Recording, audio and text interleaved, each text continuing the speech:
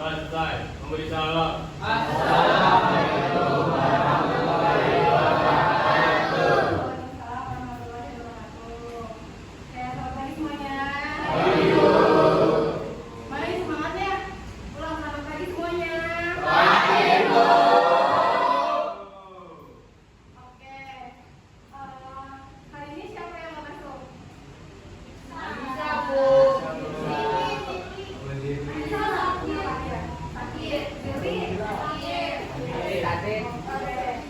Oke, kalian bisa cek di kanan kiri di depan belakangnya, bawah depannya ada sampah apa enggak? Kalau misalnya ada boleh diambil, ditaruh di luar, kita sampah.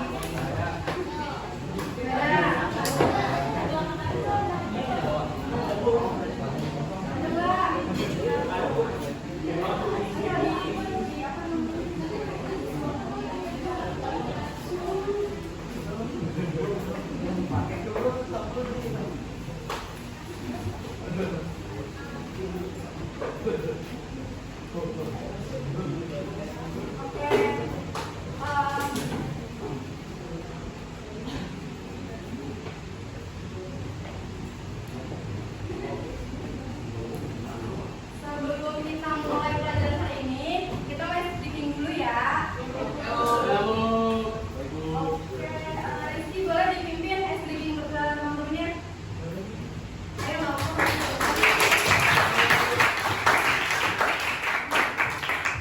Kalian bisa ikutin instruksi dari Rizky ya. Apa yang Rizky bilang kalian praktekin. Kalian juga berdiri nggak? Dulu aja. Oke, boleh dilanjut. Oke. Oke. Mulai. Yuk. 1, 2, 3, 4, 2, 5, 7, 8, 12, 1, 3.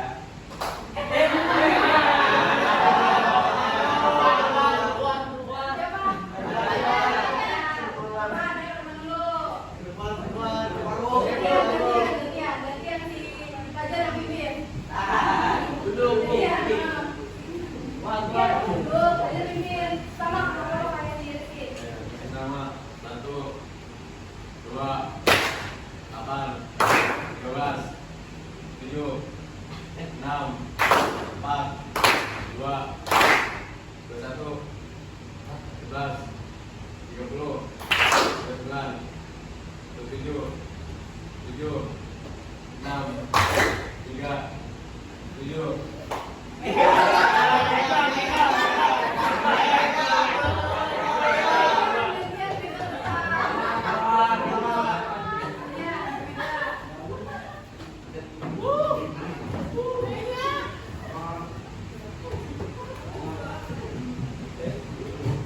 Sama ya. Oke, boleh dipimpin Mega. 2, 5, 10,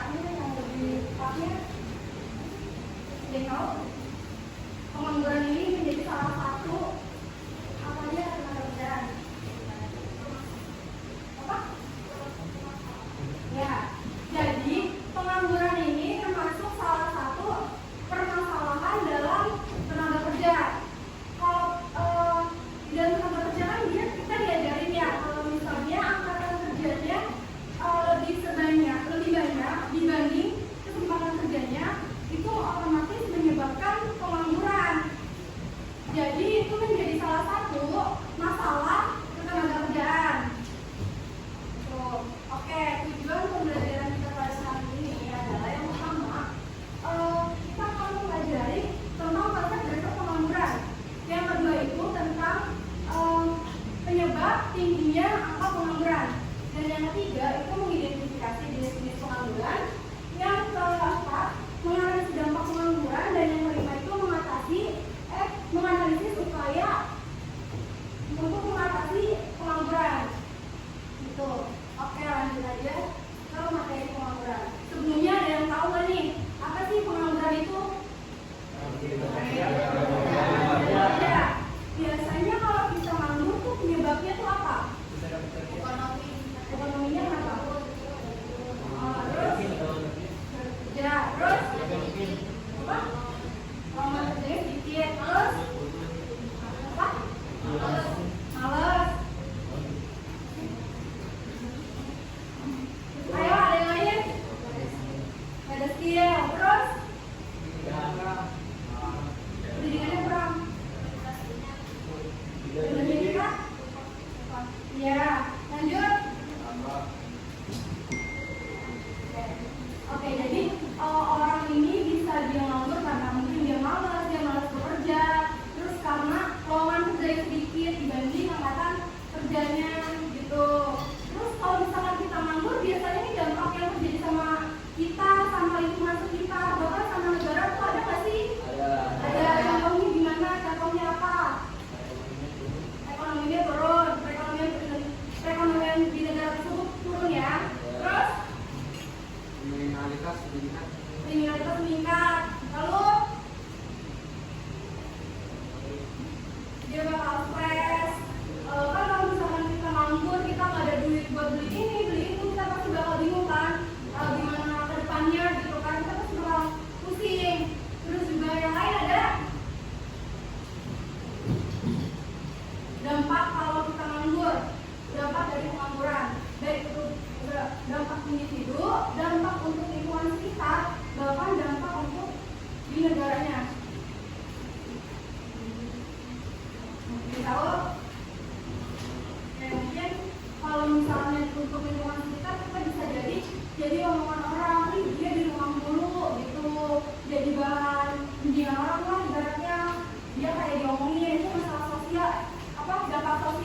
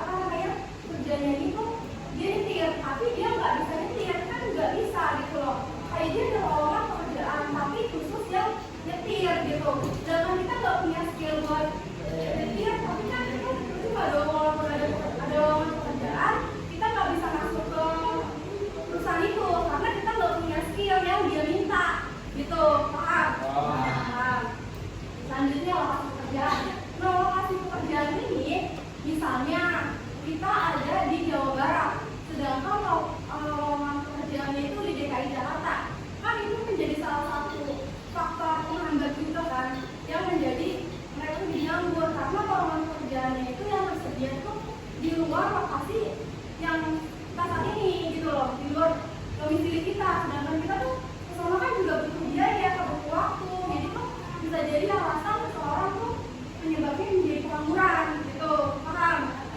Oke, yang keenam itu ada PHK. Nah, PHK ini bisa terjadi karena dia perusahaannya bangkrut. Jadi kalau misalnya perusahaan bangkrut, gimana caranya biar enggak dia mengalami kerugian yang benar-benar rugi banget, dia memecat karyawannya untuk mengurangi tenaga kerjanya supaya uang yang dia bisa bagi ke karyawannya bisa dia pakai untuk mengembangkan bisnisnya itu. Jadi banyak tenaga kerja yang menganggur gara-gara kena PHK. Paham? Sampai sini ada yang mau nanya? Enggak. Saya boleh dilanjut. Selanjutnya ini ada menghitung tingkat pengangguran dari situ. Oke, menghitung tingkat pengangguran, rumusnya itu jumlah pengangguran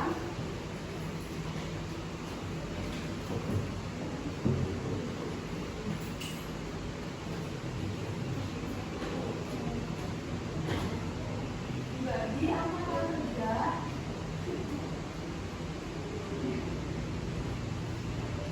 kali 1%.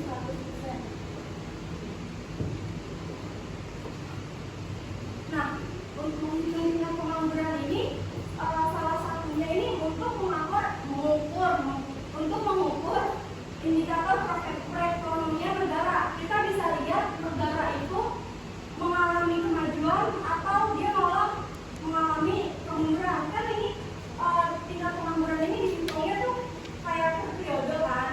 Misalnya tahun 2023 dia tingkat penganggurannya 8,3%. Terus di 2024 tingkat penganggurannya itu menjadi 77,6%. Otomatis negara ini dia mengalami kemunduran atau mengalami kemajuan? Kemunduran. Karena tingkat persentasenya dia lebih kecil dibanding tahun sebelumnya. Itu tingkat persentase tingkat penganggurannya. Itu paham? Paham ya? Kalau misalkan pada tahun 2023 ini 9,3 dan di sini ada 10,6, tandanya negara itu mengalami kemajuan atau kemunduran? Kenapa dia mengalami kemunduran? Ya, betul. Karena tingkat persentase ini lebih tinggi dibanding tahun sebelumnya. Paham? Oke, kita mau lanjut ke contoh soal. Nah, ini ada contoh soalnya, dia menghitung tingkat pengangguran.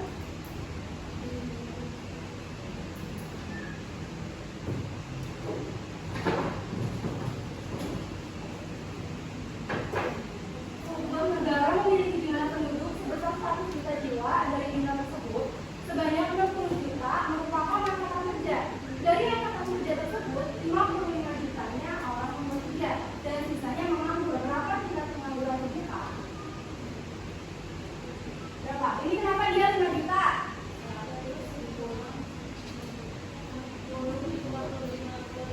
Ya, 60 dikurang 55. Karena kan angkatan kerja kan kita kemarin sudah mempelajari angkatan kerja ya. Angkatan kerja ini dibagi menjadi orang yang bekerja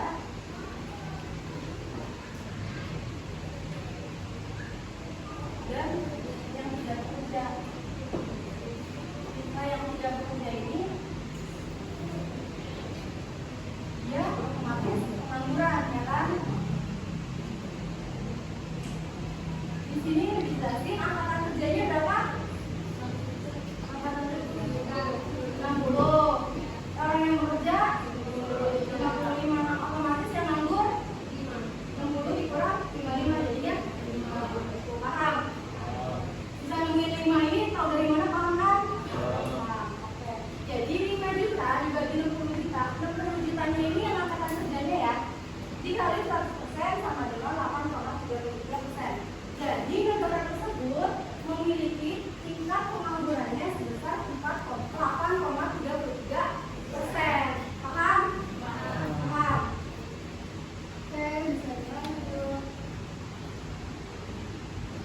Oke, di sini ada jenis pengangguran.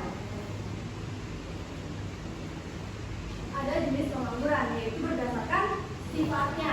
Ada pengangguran terbuka, menganggur, dan terselubung.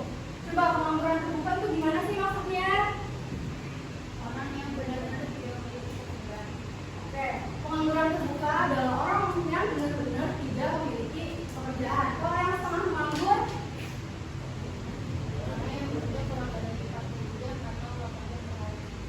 ya, orang yang bekerja kurang dari 40 jam per minggu atau kurang dari 8 jam perharinya. Nah, dia ini kalau freelance termasuk pengangguran enggak? Kenapa termasuk? Karena dia pekerjaannya enggak optimal ya, dia kurang dari 8 jam per hari dan kurang dari 40 jam per minggu. Kalau pengangguran terselubung, apa itu?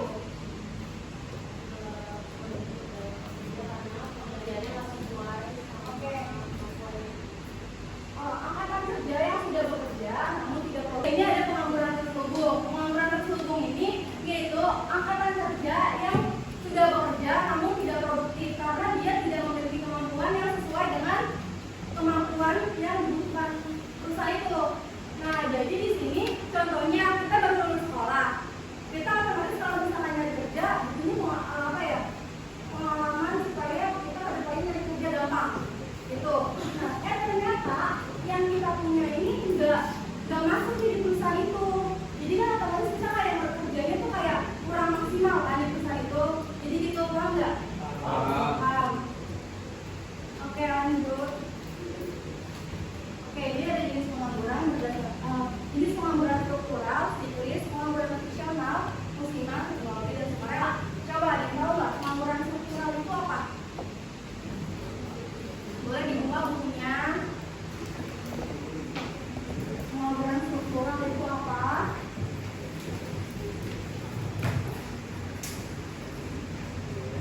Ada yang tahu? Tidak ada ya? Oh, kamu nggak jawab? Bentar. Nggak jawab? Oh, enggak. Apa? Jawab.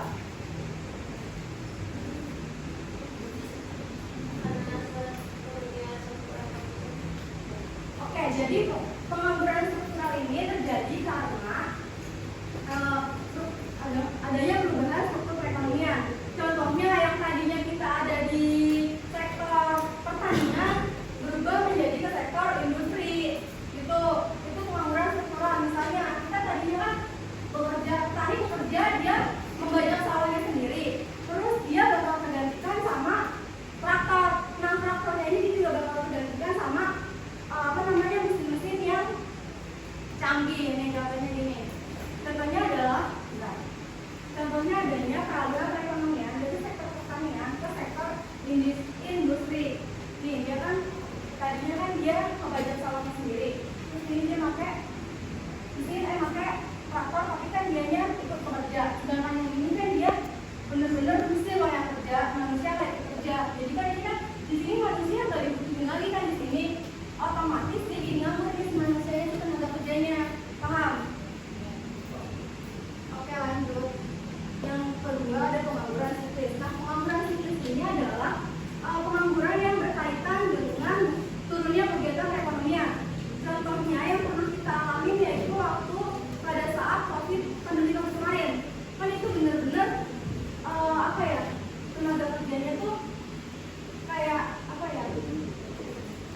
kurang gitu loh. Maksudnya kayak daya beli masyarakat yang menurun. Yang kedua, perusahaan mengurangi kapasitas produksi karena barang tidak laku di pasar. Nah, ini dia perusahaan mengurangi barang produksinya. Jadi perusahaan karena barang yang nggak laku, dia mengurangi barang produksinya supaya biar laku dulu nih, yang mau diproduksi dia laku dulu. Otomatis dia mengurangi kapasitas produksinya. Nah, yang ketiga ini mengurangi tenaga kerja karena itu perusahaannya mengalami perubahan perekonomian. Kan waktu kita pandemi kemarin banyak perusahaan-perusahaan yang bangkrut kan. Nah, maka dari itu banyak juga kita jadi korban PHK karena pandemi COVID kemarin. Itu adalah salah satu pengangguran yang diakibatkan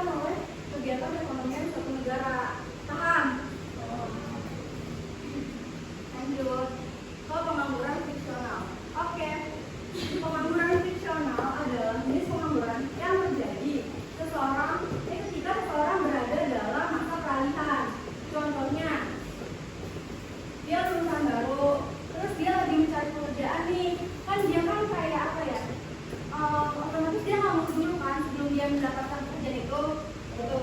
Terus yang bisa juga dia pindah kerja, kita udah bekerja di perusahaan A tapi otomatis kita belum dapat pekerjaan di perusahaan B, kita mau pindah dari perusahaan A, jadi kita nganggur dulu kan. Itu selisihnya itu disebut dengan pengangguran friksional. Kalau yang pindah karena pindah tempat tinggal, yaitu karena misalnya kita tinggal di kota A, kita kerja juga di kota A, tapi kita mau pindah ke kota B, otomatis kita kan mau nggak mau kalau memang jaraknya jauh, kita juga pindah kan dari kerjaan itu supaya kita ngikutin domisili kita gitu. Nah ini selisihnya ini, senggangnya ini disebut dengan pengangguran friksional. Paham? Paham ya? Benar. Lanjut pengangguran musiman. Kalau pengangguran musiman, coba ada yang tahu nih pengangguran musiman itu gimana? Apa? Perubahan seperti terus yang lain? Boleh baca aja, nggak apa-apa. Baca di papan. Bekerjanya hanya selalu tingkat tempur dan menganggur saat masih berganti. Nah, ya betul. Contohnya petani, dia bekerja kalau hanya panen. Kalau dia lagi musim kemarau, apa yang mau dipanen kan gitu ibaratnya. Jadinya kan dia petani ini nganggur kan gitu. Terus pemotor hewan kurban, dia bekerja pada saat itu doang. Kalau misalnya dia itu enggak itu laka, jarang dipakai, nah itu disebut pengangguran musiman. Itu paham? Selanjutnya ke pengangguran teknologi. Pengangguran teknologi ini juga nggak beda jauh sama pengangguran struktural ya. Kalau pengangguran teknologi ini yaitu perubahan tenaga manusianya yang tadinya benar-benar dia manusia berubah menjadi dia pakai traktor. Ini di sektor pertaniannya. Ada yang lain, contohnya di sektor yang lain, di sektor industri misalnya kayak di pabrik-pabrik banyak ya terobos. Terus kita juga masih banyak pakai mesin yang masih apa? Oh kasir, iya. Terus juga ini apa namanya? Tol ya.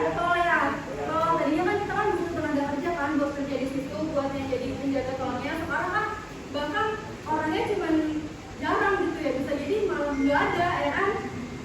Itu cuma mesinnya doang kan, karena kita bisa pakai imani buat nempel. Gitu. Lanjut. Pengangguran sukarela. Pengangguran sukarela ini dia terjadi karena dia nganggur semaunya. Dia biasanya dia memilih nih nggak bekerja karena salah satu faktornya yaitu ada dia nggak mau menerima gaji rendah. Yang kedua dia memiliki tujuan pribadi di luar dunia kerja. Dia kayak nggak mau kerja ini karena dia ada tujuan lain yang pengen dia capai. Itu. Yang ketiga kondisi kerja yang tidak diinginkan. Ini contohnya seperti kita kerja di perusahaan A, tapi kita tuh nggak nyaman di situ karena bahkan teman lingkungan sekitarnya itu dia ini sejadi nggak peduli dia, atau dia tuh bahkan dikucilkan sama sekali nggak punya teman. Itu kan benar-benar lingkungan kerja yang nggak diinginkan sama kita kan. Kita pasti maunya lingkungan kerja yang benar-benar baik gitu. Nah kondisi kerja ini bisa juga kita memiliki bos yang yang terlalu mengekang kita gitu. Itu kan benar-benar kadang tuh tenaga kerja itu kalau kita punya pemimpin yang kayak gitu bikin kita stres kan gitu. Terus yang keempat ini ada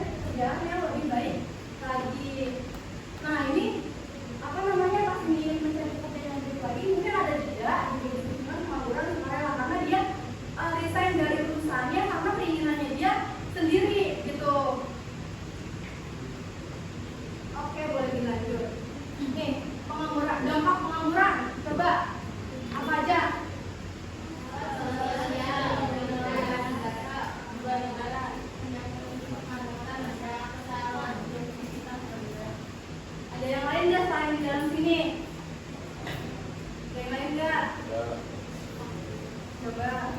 Yang lain enggak? Ada. Kalau masalah sosial, pasti masalah sosial ini mencakup keseluruhan di lingkungan sosial dia ya. Dan kriminalitas ini contohnya kayak kita nggak punya duit. Gimana caranya kita punya duit? Bisa jadi dia nyopet, ya kan? Itu kan menyebabkan kriminalitas. Itu paham? Nah, terus pendapatan rendah. Pendapatan per kapita ini adalah rata-rata pendapatan suatu individu di negara tersebut.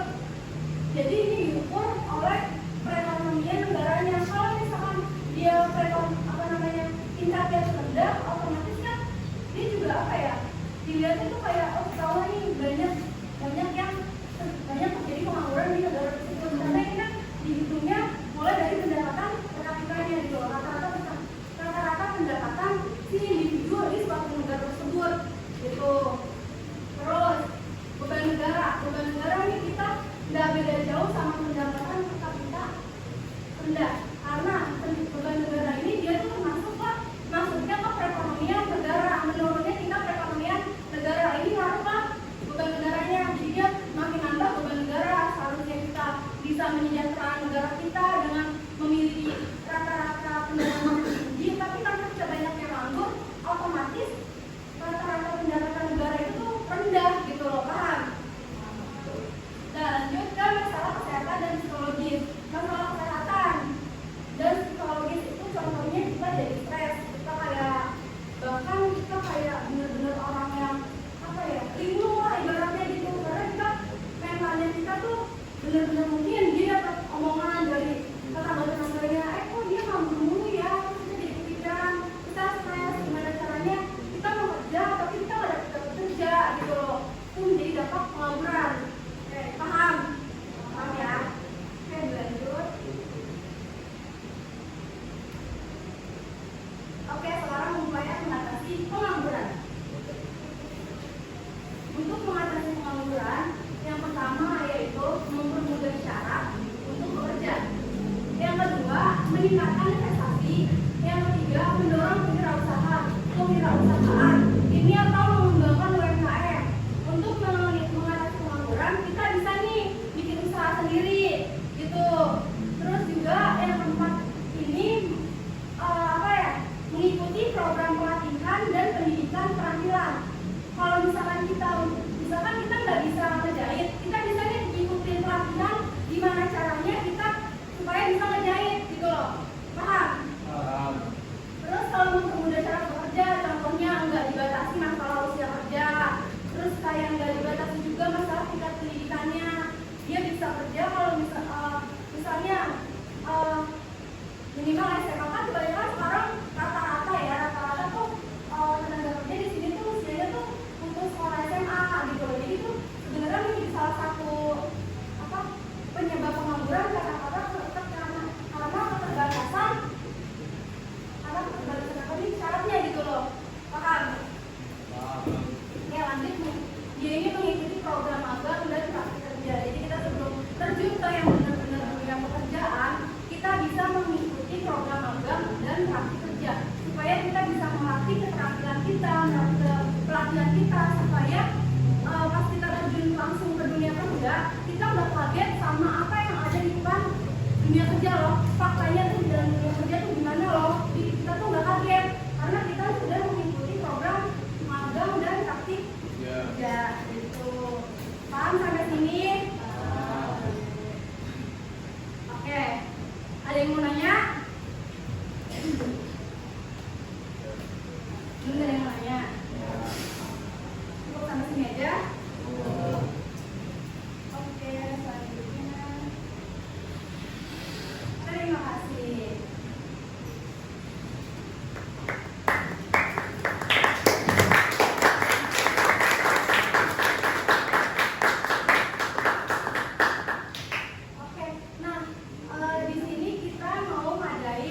Tentang games, yaitu tentang jenis pengangguran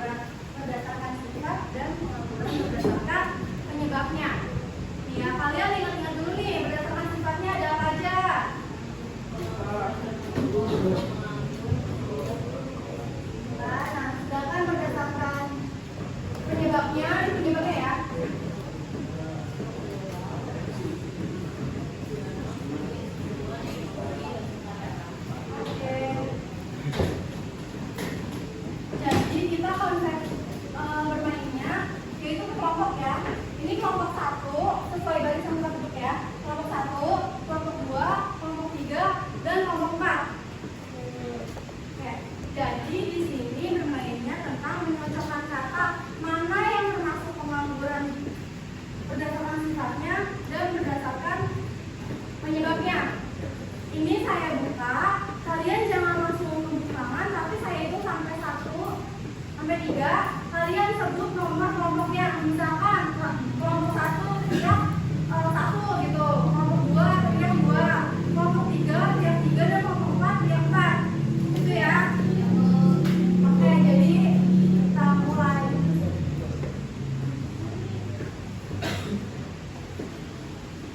Ya.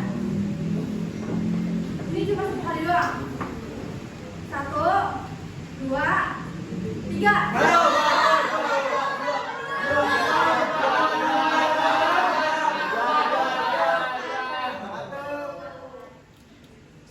Yang puncak ya kelompok 3 sama kelompok 4 nih, mana suaranya? Coba kelompok 1, mana aja yang pengangguran berdasarkan sifatnya?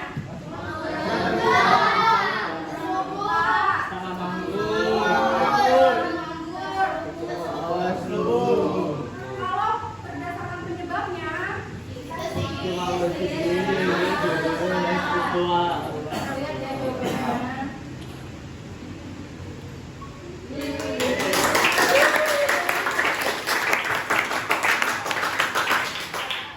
Oke, kita mau lanjut game kedua, yaitu ini tentang kata Islam. Permainannya pun sama, per kelompok berebutan untuk menjawab pertanyaannya. Ya, suaranya yang bisa angkat sebut nomornya. Terus ini kita lihat, baik kita main banyak-banyakan kali ya. Jadi kelompok 1, kelompok 2, kelompok 3, kelompok 4. Tadi ini kelompok 1 ada 1 poin ya. Oke, kita mulai ke game kedua, yaitu tentang teka silang tentang pengangguran. Ini saya buka urutannya dari nomor 1 sampai nomor 15 ya.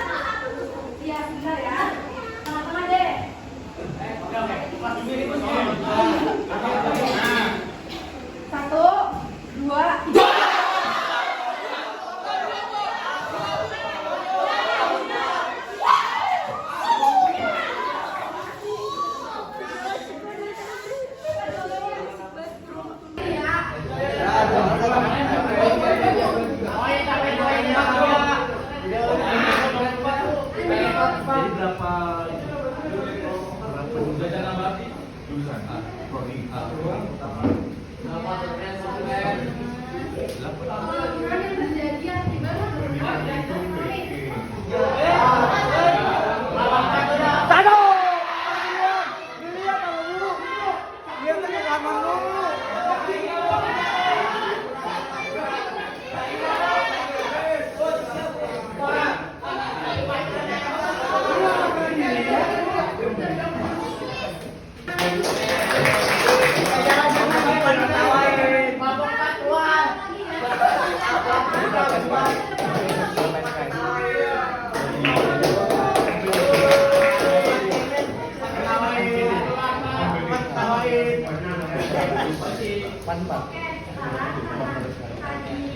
Tapi dua ya, jadi sampaikan dulu.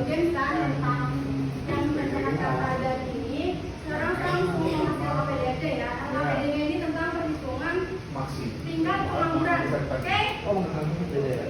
Boleh dibulin, ini saya mau tanya ke kalian. Enggak. Materi yang kita udah sampaikan, apa aja sih yang kalian penting dari materi kita tentang pengangguran ini?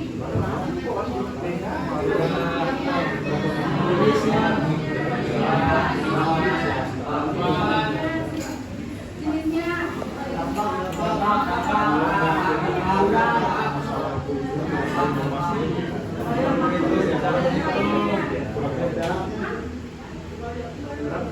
setelah kita belajar materi hari ini nih, apa aja yang udah kalian dapat? Jawab dong.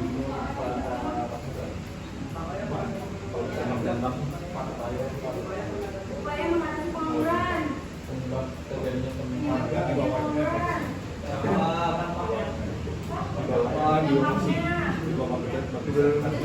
Jenisnya.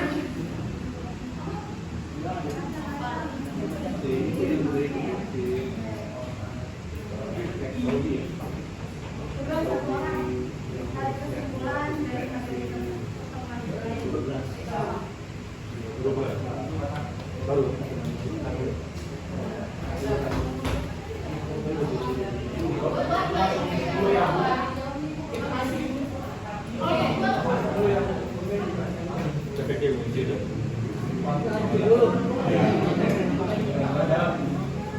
Jawab.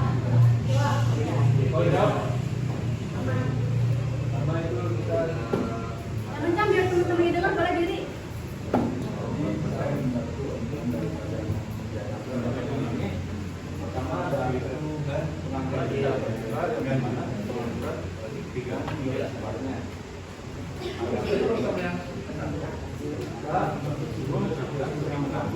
Juga ada fungsional, struktural, sama garis. Kemudian kita lagi yang kita menjawab beberapa teka-teki bilang random banget, tapi